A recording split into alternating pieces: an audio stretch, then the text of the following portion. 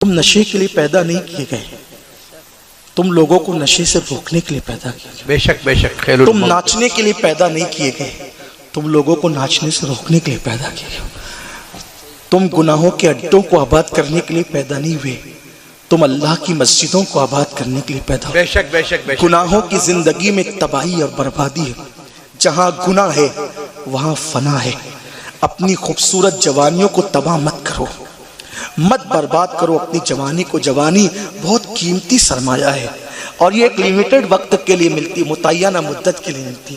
اگر نشہ کرو گے، نشہ کرنے والا اپنی بیٹی پر بھی پاپ کر سکتا ہے، استغفر اللہ ربی، اپنی ماں کے ساتھ بھی پاپ کر سکتا ہے۔ نشے والے کو سمجھتا ہی کچھ نہیں، کچھ بھی کر سکتا ہے، نشے والا کچھ بھی کر سکتا ہے۔ اسی لیے تو کہا گیا نا کہ شراب ام الخبائث ہے، اور نشے میں کبھی ایسا کام ہو جائے گا اللہ نہ کرے کہ زندگی بھر تم خود اپنے آپ کو کبھی معاف نہ کر سکو گے۔ اس لیے نشہ چھوڑو اور ابھی چھوڑو۔ آپ میں کا کوئی نشہ کرنے والا نہیں ہے مجھے معلوم ہے، لیکن آپ کے ذریعے ان تک بات کہنا چاہتا ہوں، چھوڑو ابھی چھوڑو۔ لوگ کہتے ہیں مولانا نشہ نہیں چھوٹتا، میں کہتا ہوں جھوٹ ہے، فریب ہے، مکر ہے۔ جب ماں کا لذیذ دودھ اگر چھوڑنا چاہے تو بچپنے میں چھوڑا جا سکتا ہے۔ جب بے عقلی کے زمانے میں ماں کا لذیذ دودھ چھوڑا جا سکتا ہے تو عقل کے زمانے میں شراب کے کڑوے گھونٹ کیوں نہیں چھوڑے جا سکتے؟ اور پھر ایک خاص بات یہ ہے، یار چھوڑنے والا تو بادشاہت بھی چھوڑ دیتا ہے ایک سیکنڈ میں۔ کیا ابراہیم ابن ادھم نے نہیں چھوڑی بادشاہ؟ بے شک بے شک۔ کیا میرے مرشد مخدوم سمنا نے نہیں چھوڑی بادشاہت؟ جب بادشاہت چھوڑی جا سکتی تو شراب کیوں نہیں چھوڑا جا سکتا؟ اور پھر اس سے بڑی بات کہہ دوں، جب دنیا چھوڑی جا سکتی ہے تو نشہ کیوں نہیں چھوڑی؟ چھوڑ دو، ابھی چھوڑو، عہد کرو، ورنہ ایک دن ایسا آئے گا کہ لمحوں کے گناہوں نے صدیوں کی سزا پائی۔ ایک ایسے ہی بندے کا ذکر سن لیں اور بات ختم کریں کہ نشہ کہاں تک پہنچاتا ہے۔ حضرت مالک بن دینار، اس روایت کو لکھا ہے امام ابن الجوزی نے اپنی کتاب میں، جو اپنے الفاظ کے جامع میں بطور مفہوم پیش کر رہا ہوں۔ حضرت مالک بن دینار کہتے ہیں میں حج کو گیا۔ دھیان سے سننا ایک ایک جملے کو، میں اب کوئی تبصرہ نہیں کروں گا اس پر، صرف بات کر کے گزر جاؤں گا۔ دھیان سے، میری مائیں اور بہنیں بھی موجود ہیں، ان سے بھی کہتا ہوں میری بہنوں تمہاری ذمہ داری بہت بڑی ہے کیونکہ تم ماں ہو۔ اگر اپنے بچوں کو غلط صحبت میں بیٹھنے دو گی تو تمہارا بچہ نشے والوں کے ساتھ جا سکتا ہے، برے لوگوں کے ساتھ جا سکتا ہے۔ بچوں پہ نظر رکھو۔ ہم اپنے بچپن میں اپنے گھر میں سنتے تھے کہ بچوں کو سونے کا لقمہ کھلاؤ لیکن دشمن کی طرح ان کی کڑی نگرانی کرو۔ اسی لیے ہمیں تو کبھی اجازت بھی نہیں تھی کہ عشاء کی نماز کے بعد دیر تک باہر رہیں۔ اسکول پڑھنے کے زمانے میں جب تک دادا حیات رہے تو کہتے تھے کہ عشاء کی نماز تو 8:30 بجے ختم ہو جاتی ہے، 8:45 کیسے بجے؟ ہمارے بڑوں نے اتنی نظر رکھی۔ ہاں یاد رکھنا، اور جس گھر میں بڑے نظر رکھتے ہیں پھر اس گھر کے بچوں کی زندگی محتاط رہتی۔ آج تو بچے 12 بجے کے بعد آتے ہیں، کچھ پتہ نہیں۔ پھر جب تنظیم کے ماحول سے جڑ گئے تو پھر چھوٹ مل گئی کہ ہمارا بچہ کہیں بھی جائے گا لیکن غلط جگہ نہیں جائے گا۔ لیکن ہمیں بھی اپنے بچوں پہ نظر رکھنی چاہیے۔ ارے نہیں میرا بیٹا بگڑ نہیں سکتا، مجھے اعتماد ہے اپنے بیٹے پہ۔ میرے عزیز کس پر اعتماد کرنے لگا ہے؟ تیرا بیٹا تیرا اعتماد کا ہے، تیرے بیٹے کا نفس تو اعتماد کا نہیں ہے نا، نفس تو گناہوں کی طرف لے جانے والا ہے۔ اس لیے خیال کرو۔ بہرحال ماں باپ کی ذمہ داری بہت ہے۔ اولاد کے بگڑنے میں سب سے زیادہ ہاتھ ماں باپ کا، اور اولاد کے سدھرنے میں سب سے بڑا کردار ماں باپ کا۔ ماں باپ چاہے تو اولاد سدھرتی ہے، ماں باپ چاہے تو اولاد بگڑتی ہے۔ اور ایک بات آپ کو بتاؤں، آسان طریقہ، ہر نماز کے بعد یہ دعا کرو، اللہ میں نے اپنی اولاد کو تیرے سپرد کیا، اللہ میں نے اپنی اولاد کو تیرے سپرد کیا، اس کی جان کی بھی حفاظت فرما، اس کے کردار کی بھی حفاظت فرما۔ انشاءاللہ آپ کی اولاد کبھی نہیں بگڑے۔ یہ بڑا مضبوط نسخہ ہے۔ میں نے کئی کتابوں کا، ہزاروں کتابوں کا نچوڑ 2 جملے میں بیان کیا ہے کہ اپنی اولاد کی جان بھی اللہ کو سونپ دو، اس کا کردار بھی اللہ کو سونپ دو، لیکن نظر تمہیں رکھنا ہوگی اگر اپنی اولاد کو سنبھالنا۔ تو مالک بن دینار فرماتے ہیں کہ میں حج کو گیا تو میں نے دیکھا کہ کعبہ کا پورا مطاف کچکچا رہا ہے، بھرا ہوا ہے، پورا حرم بھرا ہوا ہے۔ مجھے بہت خوشی ہوئی کعبے کو بھرا ہوا دیکھ کر، مطاف کعبہ کو بھرا ہوا دیکھ کے بڑی خوشی ہوئی۔ یا اللہ، تیرے محبوب نے پردہ فرمایا، ابھی چند سال ہوئے، کتنا اسلام بڑھ گیا، اسلام کو کتنی ترقی مل گئی کہ لاکھوں لوگ حج کے لیے آئے، پورا حرم بھرا ہوا ہے۔ تو اس وقت میرے دل میں خیال آیا تقریباً 5 لاکھ لوگ ہیں پورے حرم میں۔ اللہ سے میں نے دعا کی، اللہ یہ 5 لاکھ لوگوں میں کتنے لوگ ہیں جن کا حج تو نے قبول کیا؟ 5 لاکھوں میں کتنے لوگ ہیں جس کا حج تو نے قبول کیا، اور کون ہے جس کا حج تو نے رد کر دیا؟ مجھے بتا، تاکہ مجھے پتا چلے کہ کس کا قبول ہوا کس کا رد ہوا۔ تو جب میں سویا تو مجھے خواب میں بتایا گیا ایک شخص ہے جس کو ابن ہارون کہتے ہیں، ایک شخص ہے جس کو ابن ہارون کہتے ہیں، اس کا حج ہم نے رد کر دیا، اس کا حج ہم نے رد کر دیا، اور جا اس سے مل، اس سے ملاقات کر، اور ملاقات کر کے اس کو بتا دے کہ ہم نے اس کا حج رد کر دیا۔ مالک بن دینار اٹھے، اور اٹھنے کے بعد جہاں پر بلخ کے حاجی خیمہ لگائے ہوئے تھے وہاں پہنچے، اور پہنچنے کے بعد کہا کہ تم میں کوئی ابن ہارون ہے؟ ابن ہارون کوئی تم میں ہے؟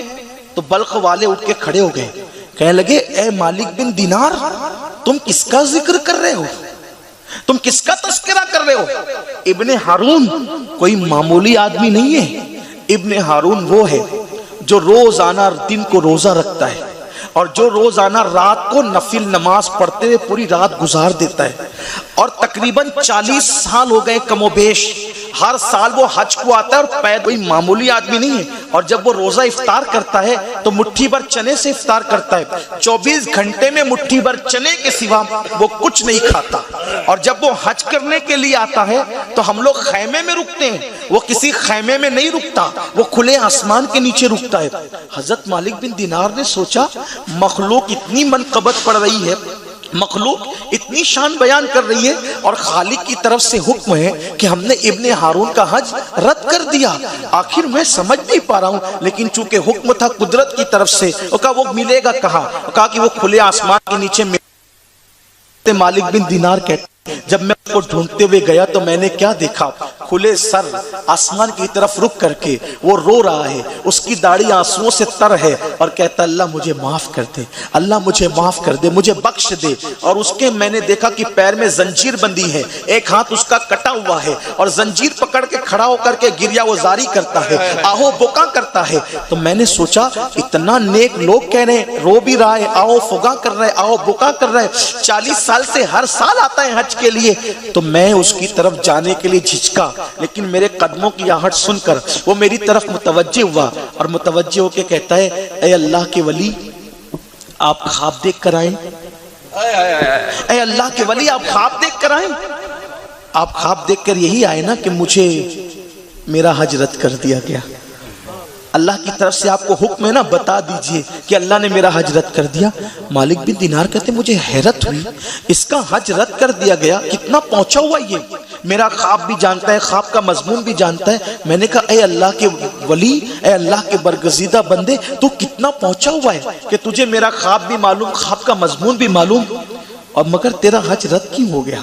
وہ رو کر کہتا ہے اے اللہ کے ولی میں ولی نہیں، بات اتنی ہے، یہ میرا تجربہ ہے، میری کرامت نہیں ہے، یہ میرا تجربہ ہے کہ ہر سال میں حج کے لیے آتا ہوں، اور ہر سال کسی نہ کسی ولی کو خواب میں کہا جاتا ہے کہ جاؤ اور جا کر بتا دو کہ ابن ہارون کا حج رد ہو گیا، کوئی نہ کوئی ہر سال آ کر کے کہتا ہے۔ تو مالک بن دینار کہتے ہیں اللہ کے بندے، میرا اللہ تو بڑا کریم ہے، 70 ماہوں سے زیادہ اپنے بندوں سے پیار کرتا ہے، وہ کسی کی عبادت رد یوں ہی تھوڑی کرتا، کوئی نہ کوئی تو وجہ ہوگی نا، بتا وجہ کیا ہے؟ میں وجہ جاننا چاہتا ہوں تاکہ میں اللہ کے بندوں تک یہ بات پہنچاؤں گا تاکہ وہ اس وجہ سے محفوظ رہیں۔ اس نے کہا اے اللہ کے ولی اگر تم اتنے بڑے بزرگ نہ ہوتے تو میں یہ بات تمہیں کبھی نہیں بتاتا، یہ میرے دکھ کی داستان سن لو کہ میری عبادت کوئی قبول کیوں نہیں ہوتی۔ 40 سال ہو گئے، ہر دن روزے سے ہوں، ہر رات عبادت کرتا ہوں، ہر سال پیدل حج کے لیے آتا ہوں، لیکن دل کو سکون نہیں، دعا کرتا ہوں تو قبول نہیں، توبہ کرتا ہوں تو قبول نہیں، عبادت کرتا ہوں تو قبول نہیں۔ کہا ہوا کیا؟ کہا مجھ سے ایک ایسی غلطی ہو گئی، آج تک شرمندہ ہوں لیکن شرمندگی بھی قبول نہیں، آج تک نادم ہوں لیکن ندامت بھی قبول نہیں۔ کیا ہوا تھا تجھ سے؟ تو کہا کہ سنو، ہوا یہ تھا، میں مالدار تھا، جوانی کی دہلیز پہ قدم رکھا، غلط دوستوں کی صحبت مل گئی اور غلط دوست مجھے دولت کے بل پہ لے گئے اور مجھے نشے کا عادی بنا دیا، مجھے شراب کا عادی بنا دیا۔ میں شراب پینے لگا، میں میخانے میں رہنے لگا، میں شراب میں ڈوب گیا۔ ایک دن میں شراب پی کر گھر لوٹا، میری ماں بیوہ تھی، میری ماں کو پتا نہیں تھا کہ میں شراب پینے لگا ہوں، میں چھپ چھپ کر نشہ کرتا تھا۔ ایک دن اتنا نشہ ہوا کہ مجھے خیال ہی نہ رہا کہ چھپ کر جانا ہے۔ میں آیا اور دروازے پہ میری ماں مجھے مل گئی۔ وہ دن شعبان کی آخری تاریخ تھی اور شعبان کی آخری شام تھی اور رمضان المبارک کا چاند طلوع ہو چکا تھا۔ میری ماں نے مجھے پہلی بار نشے میں دیکھا، میری ماں کو غصہ آیا، میری ماں نے مجھے ایک تماچا مارا اور تماچا مار کے کہا بدبخت، لوگ پہلی رمضان شریف کا چاند دیکھ کر عبادت کی تیاری کر رہے ہیں اور تم نشے میں ہے۔ میری ماں نے مجھے ایک تماچا مارا۔ پھر کیا تھا؟ شیطان نے مجھ پہ غلبہ کیا، چونکہ میں نشے میں تھا۔ جو نشے میں ہوتا ہے وہ شیطان کی کٹ پتلی بن جاتا ہے، شیطان کے ہاتھ کا کھلونا بن جاتا ہے۔ میری ماں نے مجھے ایک تماچا مارا، میں نشے میں پلٹ کر اپنی ماں کو میں نے تماچا مار دیا۔ میں نے پلٹ کر اپنی ماں کو تماچا مارا۔ ایک تماچا مار کر کے میری ہوس کی آگ نہیں بجھی، چونکہ میں نشے میں تھا۔ میں مسلسل اپنی ماں کو، بوڑھی ماں کو نشے میں مارتا رہا، حتیٰ کہ مارتے مارتے میرے گھر میں تندور جل رہا تھا۔ میں نے اٹھا کر کے اپنی بوڑھی ماں کو جلتے ہوئے تندور میں پھینک دیا، اور جب میں نے اپنی بوڑھی ماں کو تندور میں پھینک دیا، مجھے نہیں پتا پھر کیا ہوا۔ جب صبح ہوئی، میرا نشہ ختم ہوا تو میں نے اپنی بیوی کو آواز دی۔ میری بیوی نے مجھے تلخ لہجے میں جواب دیا۔ میں نے کہا وفادار بیوی، تو مجھے تلخ لہجے میں کیوں بولتی ہے؟ اس سے پہلے تو نے کبھی ایسے جواب نہیں دیا۔ تو میری بیوی نے کہا بدبخت، میں تو انتظار کر رہی تھی کہ تیرا نشہ ختم ہو تو تجھے یہ کہہ کر گھر سے چلی جاؤں کہ اب میں تیرے ساتھ نہیں رہوں گی۔ کہا کہ میں نے کہا کیوں ایسا کہتی ہو؟ تو اس نے کہا جو اپنی ماں کا نہیں ہوا وہ میرا کیا ہو سکتا ہے، اب میں تیرے ساتھ نہیں رہ سکتی۔ تو میں نے کہا ماں کو کیا ہو گیا؟ تو کہا دیکھ تیری ماں کو کیا ہوا۔ جب نشہ اتر چکا تھا میں نے دیکھا تو میری ماں جلی ہوئی روٹی کی طرح مردہ پڑی ہوئی تھی، اس کا پورا جسم جل چکا تھا، کوئلے کی طرح اس کا جسم ہو گیا تھا۔ میں نے بیوی سے پوچھا یہ کیسے ہوا؟ تو میری بیوی نے کہا، پوری داستان بتائی، کہا کہ تو نے اپنی ماں کو مارتے مارتے جلتے ہوئے تندور میں ڈال دیا۔ تو قاتل ہے اپنی ماں کا، تو قاتل ہے اپنی ماں کا۔ جو ماں کے ساتھ اونچی آواز سے بات کرے اللہ شہید ہونے کے بعد بھی اس کو جنت میں داخل نہیں فرمائے گا۔ تو جو ماں کا قاتل ہو اس کا انجام کیا ہوگا؟ اس دن مجھے احساس ہوا مجھ سے بہت بڑی غلطی ہو گئی کہ میں ماں کا قاتل ہوں، مجھے احساس ہوا۔ لیکن کہنے والے نے کہا ہے پچھتاوے سے کا ہوت جب چڑیا چگ گئی کھیت، جب چڑیا دانا چگ جائے تو پچھتانے سے کیا ہوگا؟ میری قوم کے جوانوں، فلموں میں ہیرو کو نشہ کرتے دیکھ کر اگر تم نشہ کرو گے، اللہ نہ کرے یہ غلطی تم سے بھی ہو سکتی ہے، تم بھی ماں باپ کے قاتل بن سکتے ہو۔ چولہے میں پھینک کر ہی قتل کرنا یہ ضروری نہیں ہے۔ شراب اور نشے میں لڑکیوں سے ناجائز محبت میں مبتلا ہو جاؤ گے اور ماں باپ کو صدمے سے اٹیک آ گیا تو تم بھی قاتل ہو سکتے ہو۔ مت دو انہیں صدمے مت دو۔ میں نے کہا تھا میں کوئی تبصرہ نہیں کروں گا، بالکل نہیں کرنا چاہتا، اور اختتام پہ پہنچتے ہیں جلدی سے، کہ جب میں نے دیکھا کہ میں ماں کا قاتل ہوں تو میں نے ایک تلوار لی، اپنا ہاتھ کاٹ دیا، کہ جس ہاتھ نے میری ماں کو مارا ہے میں نے کاٹ دیا۔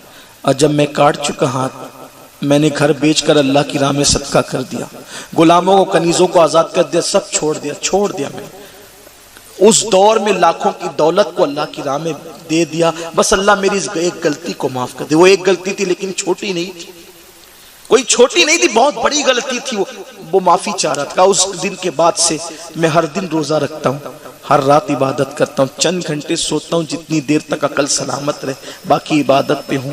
ہر سال پیدل حج کو آتا ہوں لیکن دل کو قرار نہیں ہے، میرا حج قبول نہیں، میری دعائیں قبول نہیں، میری عبادتیں قبول نہیں۔ مالک بن دینار کہتے ہیں جب میں نے سنا مجھے غصہ آیا، میں نے کہا بدبخت، اللہ تجھے کبھی معاف نہ کرے۔ حضرت مالک بن دینار کہتے ہیں بدبخت، اللہ تجھے کبھی معاف نہ کرے۔ یہ کہہ کے میں پلٹا، وہ رو رہا تھا تو میں نے پلٹ کے بس اتنا سنا کہ وہ کہہ رہا تھا اللہ تو غموں کا کھولنے والا ہے، سو میرے غم کو بھی دور کر دے اور مجھے معاف کر دے۔ مالک بن دینار کہتے ہیں میں خیمے میں آیا، مینا میں تھے وہ حج میں خیمے میں آیا اور لیٹ گیا، میری آنکھ لگی تو میں نے خواب میں کیا دیکھا کہ مصطفیٰ جان رحمت میرے خواب میں تشریف لائے اور آقا نے فرمایا مالک تو نے اس کو کیوں ڈانٹا، تو نے اسے کیوں ڈانٹا؟ عرض کی آقا کتنا بدبخت ہے نا، وہ ماں کا قاتل ہے، شرابی ہے۔ آقا فرماتے ہیں ہاں وہ بدبخت ہے، ماں کا قاتل شرابی ہے، لیکن اللہ کا فرمان ہے اگر کوئی شراب پیے نا تو وہ کتنا بھی مقبول بندہ اور شراب پیے گا تو میں اسے جہنم میں ڈالوں گا۔ شرابی کوئی ہوگا، نشہ کرنے والا کوئی ہوگا، میں اس کو جہنم میں ڈالوں گا۔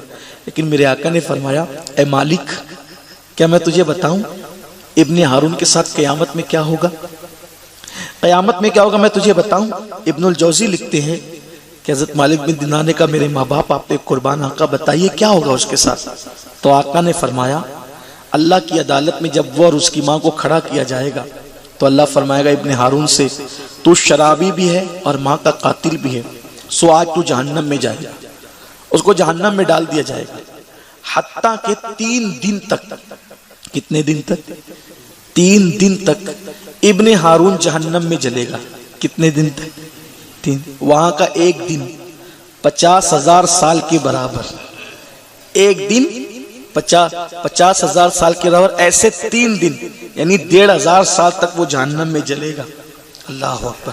جہنم میں تو 1 سیکنڈ بھی، ہم 1 سیکنڈ دنیا کی آگ نہیں برداشت کر سکتے تو جہنم کی کیسے؟ اللہ سے عافیت کا سوال ہے، مولا تو جسے بخشے بس وہی امان میں ہے۔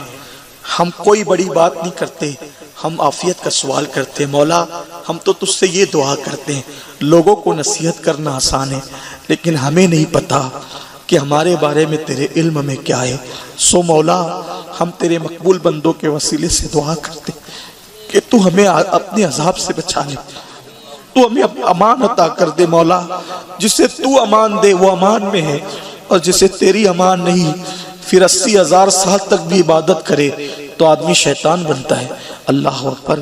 تو آقا فرماتے ہیں 3 دن تک ابن ہارون جہنم میں رہے گا، آخر جنت میں اس کی ماں کو ابن ہارون کی یاد آئے گی، جنت میں اس کی ماں کو ابن ہارون کی یاد آئے گی، اللہ یاد دلائے گا۔ کیسا کریم ہے میرا اللہ، ہائے ہائے۔ کہا اس کی ماں کو یاد آئے گی، اس کی ماں پوچھے گی اللہ میرا بیٹا، ایک لوتا بیٹا ابن ہارون کہاں ہے؟ یہاں سے اپنے جوانوں سے یہ بھی کہتا ہوں